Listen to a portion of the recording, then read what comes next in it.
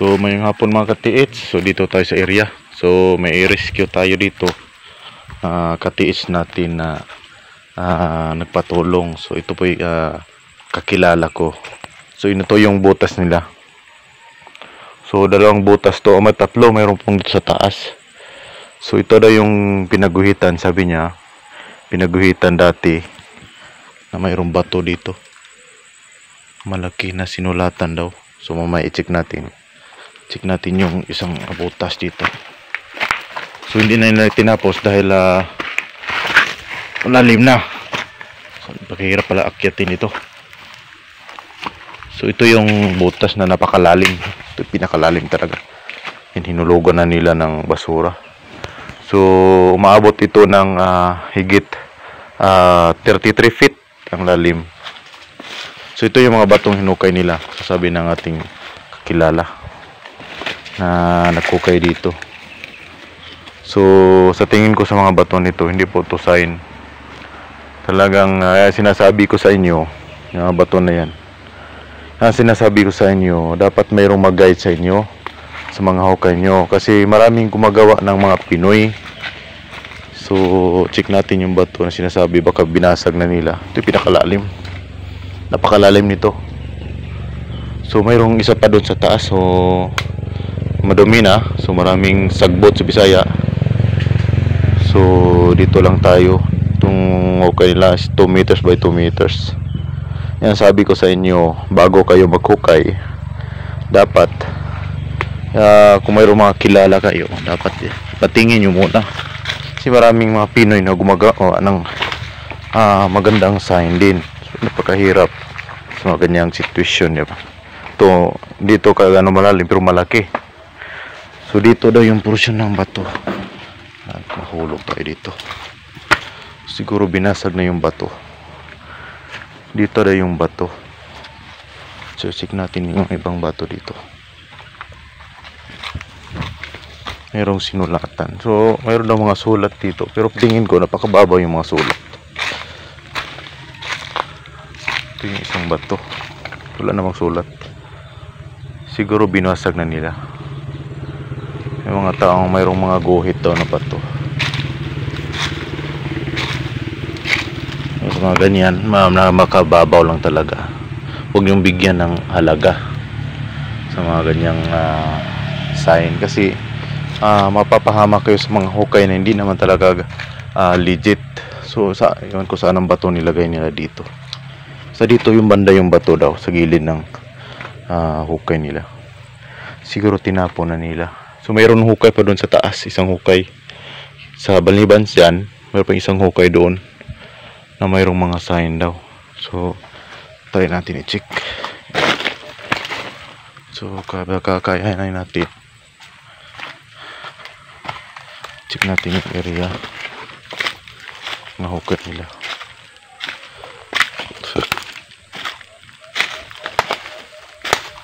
Sa bukado.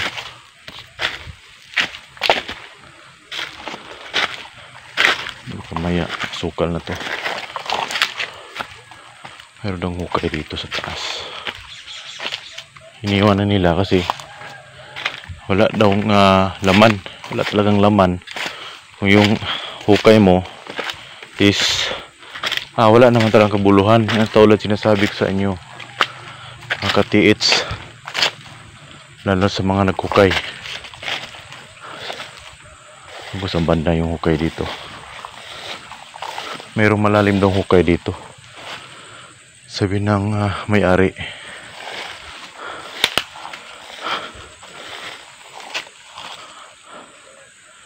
Tapos ang banda yun. Bakan dun sa unahan. Masukal na kasi dyan pagpasukin natin. Yan sabi ko sa inyo mga katiits. Dapat kung mayroon kayong mga mentor, ipabasa nyo para hindi kayo mahirapan sa mga hukay nyo. Huwag nyo hukayin na hindi halanganin. Kasi yung sign, mayroon ako doon pero dinilit ko na. Yung sign kasi is alanganin yung mga guhit niya. Yung guhit niya is napakamababaw lang. So siyempre, pag mababaw, huwag mong sabihin legit yan. Kasi hindi lahat ng nakasulat dyan is gumagawa na Hapon yung naguguhit dyan. Minsan Pinoy. So Pinoy ang minsan yung gumuhit niyan. So kaya mag-ingat kayo sa ating mga katiis dyan na nagkukay. Kung gusto nyo maka-hits, ito maging payo ko sa inyo, lalo na sa mga baguhan. Ang hindi magaya ng mga katiits ng mga treasure hunter, yung malalaliman na guhit, maabot na minsan ng 1 inches. Yung guhit na minsan 1 inches yan, di maglikayang gayahin yan. Kasi pag ginagaya niya ng Pinoy, mababasag yung sa gilid niya, yung guhit. Kaya sabi ko sa inyo, mas maganda kung mayroong nag-guide sa inyo. Katulad nito, laking gastos nito. Napakalaking gastos. So 3 hukay, napakalalim. So mahirapan talaga sila pag-recover kaya wala namang laman. So binasag daw nilang bato. Kasi yung bato na yon, kaysa parang sa Bisaya pa mamurag dimunyahan sila kasi wala daw nakuha. Napakalalim, 33 feet yun. Yung isa, iwan ko anong lalim yan. Nilagyan ng basura at yung mga hukay nila. So mga katiits, yan payo ko sa inyo. Kung gusto mong maka-hits din, tulad ng ating mga katiits, hanapin mo yung napakagandang sign. Mas maganda mayroon kang mentor para mayroong magtuturo sa inyo, mayroong tagabasa ng sign, taga-kilatis. Kahit taga-kilatis ng sign nyo, okay na yan. At tamang direksyon. Yun lang pinaka-importante sa ating katiits. Mas maganda kung mayroon kang gadget. So sa mga katiits natin na naghahangad ng magandang gadget, huwag nyong hangarin yung napakamahal, hindi naman kayang bilhin. Pero kung sakaling kaya nyo, mas maganda. Kasi maganda sa mga gadget na may high kasi. Mayroon kasing makuha na diamond, tunnel, bomb. Tulad ng ating mga customer, di ba? So minsan nakadetect sila ng bomb, tunnel, water trap, yan ginagandang sa mahal na gadget. Pero kung yung swak lang talaga yung kaya natin, mga homemade locator lang, ang kayang i-detect talaga yan, napakasulit, yung gold lang. So yun ang pinaka-importante sa lahat, na mayroon kang gadget din na may detect sa area mo. Hindi yung punta ka lang sa area mo tapos lahat ng bato naging basag mo, lahat ng hinala mo ay binabasag mo, pinuputol yung kahoy. So hindi ganon. Kaya payo ko sa ating mga katiis dyan, tulad nito, napakahirap, napakalaking gastos. Yan, napakalaking hukay yan, napakalalim. Ito na naman, nilagyan na nila ng basura. Napakalaking hukay ito, siguro bato ng 7 feet by 7 feet ang laki nito. So mayroon pang tali yung PC sa lang, yung PC niya, no? Tali nila sa pag-akyat ng lupa o bato kasi mayroon na silang timber. Timber nila yung mga kahoy dito para hindi bumigay. So yan ang nakahirap talaga isang treasure hunter. Tapos yung treasure hunter na hukay dito is from Davao daw, galing din to sa Davao yung isang tao. Tapos yung iba dito sa Southern Leyte. So marunong daw yung taga Davao, iwan ko lang bakit hindi nila nakuha. Sa sign pa lang yung sinisin na sa akin dati. Nakita ko yun, kaso lang na-delete ko. Nakita ko. Yung guhit talaga niya, napakababaw talaga. So siguro kung ganito lang siguro siya kalalim. So hindi maganda yung gawa niya kasi yung pagkagawa niya parang may bitak-bitak. So kung treasure hunter ka, malalaman mo talaga kung legit ba siya o hindi. Yan ang sabi ko sa inyo. Kaya yung iba maraming sumusuko dahil sa mga hindi magandang sign. Yan ang gipayo ko sa inyo. Mas maganda kung mayroon kang mentor, mayroong taga-subaybay sa iyo. Kahit tagabasa lang ng sign mo at direksyon, yan, importante na ganyan. Kasi lahat tayo mayroong pangarap sa buhay, di ba? Gusto natin baguhin. Kahit giveaways lang. Kung gusto niyo makahanap ng giveaways, maghanap kayo ng arrow sign. Yung napagandang-ganda ng arrow at minsan lang yan makikita. Halimbawa, kabli, yung mga tubo, mga ganyan, mga brites sa mga kawayan. Karamihan sa gitna ng kawayan, mayroong tubo dyan. Yan ginagawa ng singawan para sa makahinga sila sa ilalim. Yan ginagawa nila. So minsan, mayroong mga pako, yung mga pako sa ito pala, nakikita ko na yung dito sa puno ng niyog. Yung sinasabi nila. Kita ko na. So, mga kanji sa inyo, mga giveaways na napakaganda. So, ito pala yung sinasabi nilang sign sa puno ng niyog. So, ito siya. So, pakita natin, So, ito lang yung sinasabi nila na sign daw. Sabi nila, mayroong nagsasabi na remarker. Mga ganito kasi. Letter X yan, letter X. So, mayroong dot dito sa baba na mayroon din dito. Baka sabihin sign rin to, diba na? Sa mga ganyang sign. So sa mga ganitong sign, huwag tayong magsabi agad na legit sign. To, napaka-legit sign. Huwag nating sabihin legit sign agad to.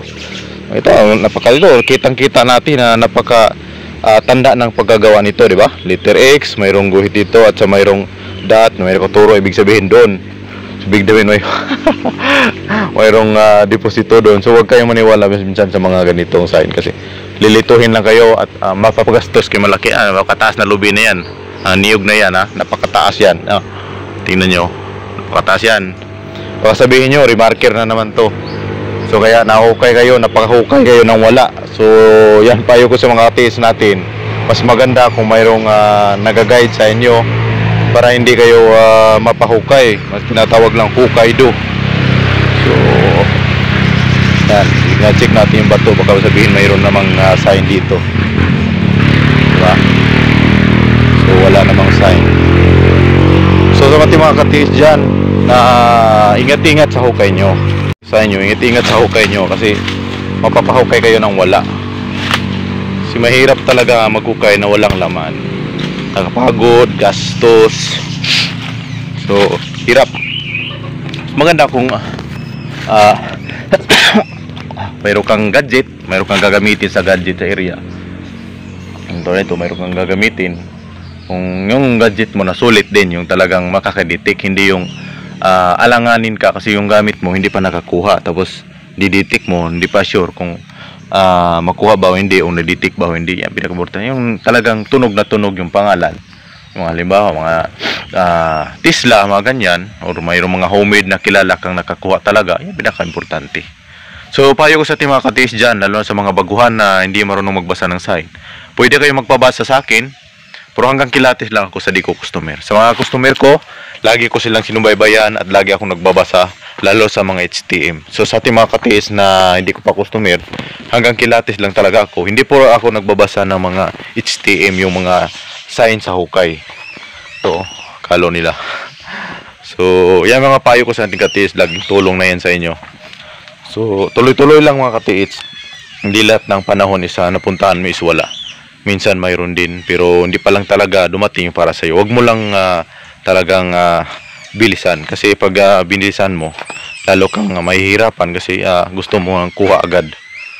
So ang napaka-importante, mas maganda yung plano, mas maganda yung diskarte para yung hukay mo is hindi ka mapahukay ng hukay do. So lang katiis, maraming salamat at God bless po sa inyo.